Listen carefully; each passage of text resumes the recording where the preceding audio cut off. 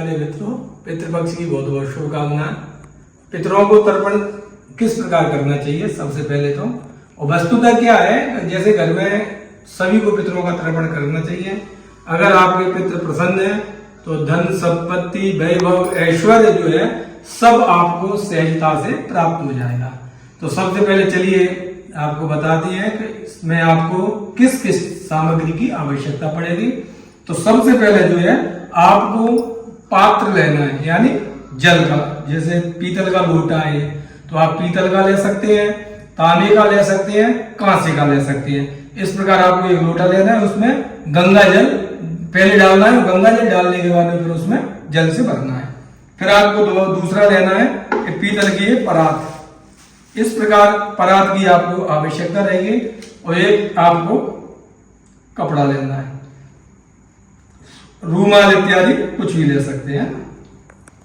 उसके बाद में सबसे पहले आप आसन बिछा करके बैठेंगे, धोती पहनेंगे। अगर धोती पहनना आती है, नहीं आती तो सीख लें, कोई बड़ी बात नहीं है। और एक दुपट्टा लेकर के दाहिने कंधे पर डालना है। और जिनका यज्ञोपवीत संस्कार हो गया है वो जनेऊ भी धारण करेंगे, जनेऊ धारण करेंगे। उसके बाद में आपको जो है कुसा लेना है। तो 3 कुसा लेना है जिनमें जड़ है। ये जड़ वाली कुसा है, जैसे इसमें ये जड़ है तो ये जड़ से 3 कुसाएं आपको लेना है। इस प्रकार 3 कुसाओं को लेकर के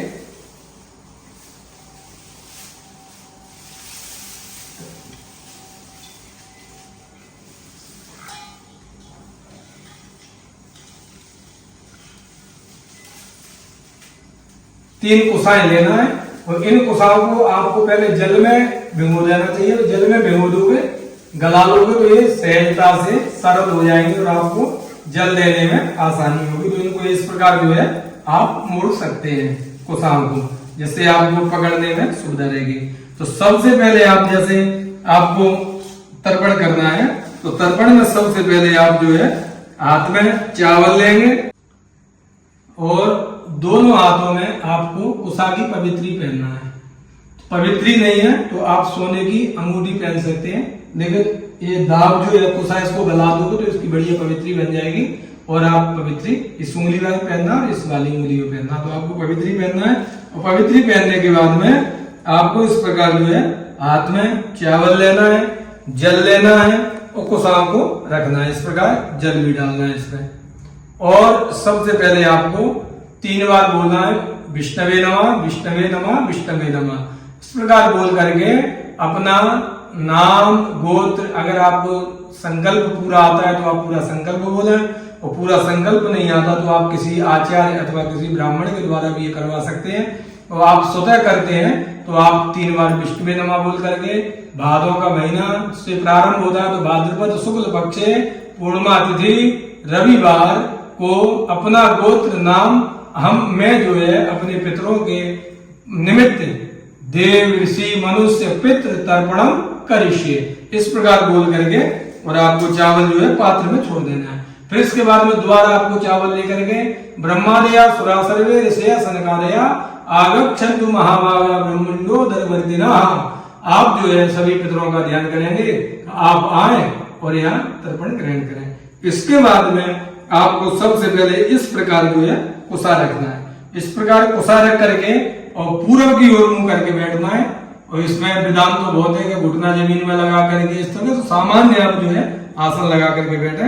और ऐसे ब्रह्मा त्रिपदाम, विष्णु त्रिपदाम, रुद्र त्रिपदाम, प्रजापति त्रिपदाम, इंद्र त्रिपदाम, इस प्रकार जो है पूर्वादि मरीचि, अत्रि, अंगिरा सप्त ऋषियों को एक एक अंजलि जो है आपको जल देना है। उसके बाद में कुसा चावल सब इसी पात्र में आपको छोड़ देना है।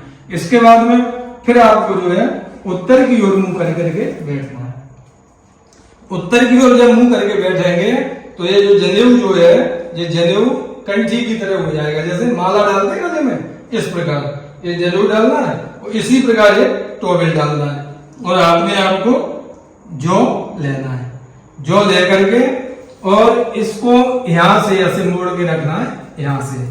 तो आपको कहां से कैसे देना है, यहां से ऐसे दोनों हाथों से। क्योंकि दोनों हाथों से अगर नदी में दे रहे हो तो आप ऐसे दोनों हाथों से दे सकते हो, और पात्र से दे रहे हो तो फिर एक सनक 2-2 अंजलि देना है। सनक, सनंदन, सनातन, संत कुमार, कपिल, इनको सबको 2-2 अंजलि दे करके फिर आपको ये सब इसी में छोड़ देना है। इसके बाद में फिर आप जो है दक्षिण की ओर मुंह करके बैठेंगे।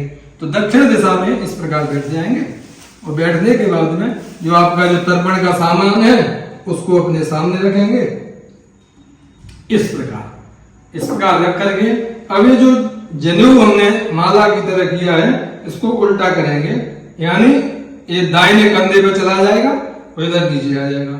और ये जो टॉवेल है इसको भी हमको ऐसे रखना है इसी कंधे पे, ठीक। इसके बाद में ये कुशाव का अग्रभाग और पीछे का भाग दोनों को मिलाना है। तो ये जो अग्रभाग है इसको और इसको दोनों को इस प्रकार मिलाना है, इस प्रकार मिला करके और ऐसे यहां रखना है, ये अंगूठी और उसके बीच में, और इसमें काले तिल रखना है। अब यहाँ जो है आगच्छन्तु मे पितरा इमं गृह्णन्तु जलांजलिम, हमारे पितृगण आए और यह जलांजलि को अर्पण करें।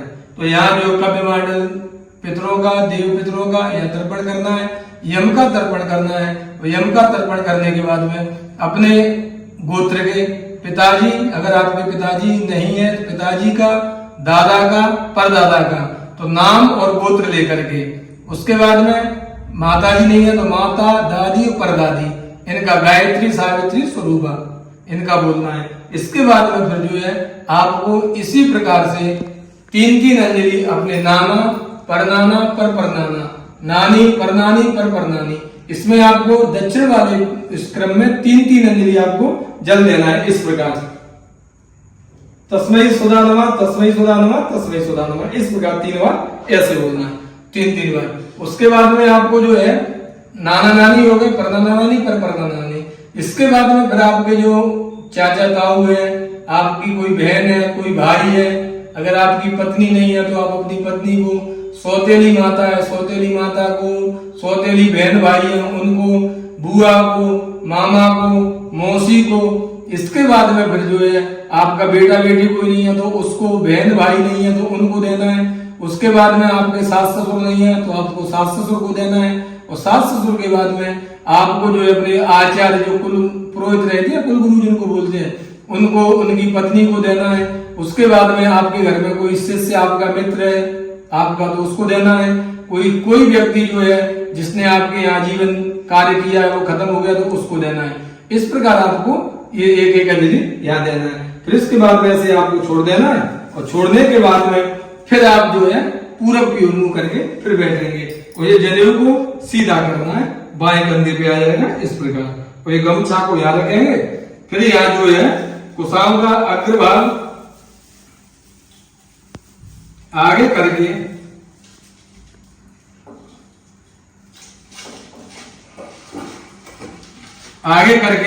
एक अंजलि यहाँ देना है।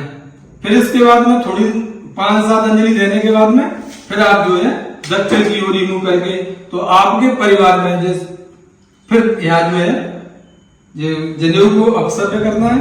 ये अपशब्द हो गया, इधर आपने गमछा रख लिया। आपके यहाँ कोई गर्भ नष्ट हो गया, कोई नरकों में पड़े हैं जिनकी आपको जानकारी है नहीं है, कोई अग्नि से जल गया, कोई पानी में डूब के खत्म हो गया, कोई कुछ खा करके खत्म हो गया, तो इस प्रकार जो नरकेषु समस्तेषु यातनासु च स्थिता तेसा सर्वे, जो नाना प्रकार की यातना में जो हमारे पूर्वज पड़े हैं वो भी आकर के इस जल को ग्रहण करें। उसके बाद में फिर आपको जो है वस्त्र निस्पीडन, तो ये वस्त्र निस्पीडन, इसको ये 1 है, 2 और ये 14 करना है। 14 करने के बाद में इसमें थोड़ा सा तिल रखना है, तिल रख के इसमें जल डालना है इस प्रकार। और जल डालने के बाद में इसको अपनी बाईं साइड से निचोड़ देना है। ये बाईं तरफ निचोड़ने के बाद में फिर इसको पार रख के और फिर यहीं से एक अंजलि पितामह भीष्म को आपको देना है। भीष्म शांत मनोवादी सत्यवादी चिदेंद्रिया अभिरक्षन्तु मे मातृ माता महादया, इस प्रकार जो पितामह भीष्म को एक अंजलि देना है। भीष्म को एक अंजलि देने के बाद में फिर आप जो है शब्द होकर के जनेऊ को सीधा करके इस प्रकार और जो है ये अग्रभाग को आगे करके इस प्रकार रख करके पूर्व 10 दिशा है तो 10 दिशाओं में, पूर्व में, अग्नि में, दक्षिण में, नैऋत्य कोण में, पश्चिम में, वायव्य में, उत्तर में, ईशान में, ऊर्ध्व ब्राह्मण के लिए। फिर ब्रह्मा विष्णु महेश को ये अंजलि देना है, भगवान सूर्य को अर्घ्य देना है और सूर्य को अर्घ्य देने के बाद में सभी को प्रणाम करना है।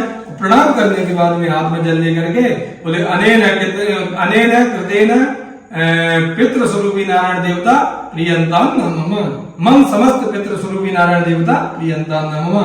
बोले जो हमने जो तर्पण किया है वह परमात्मा के स्वरूप में जो हमारे पितृ है, नारायण के नारायण स्वरूप में जो हमारे पितृ है वह तर्पण जो है उनको प्राप्त हो। इस प्रकार भावना करके वो आप जो है पितरों को प्रणाम करेंगे। जय श्री राधे, राधे राधे।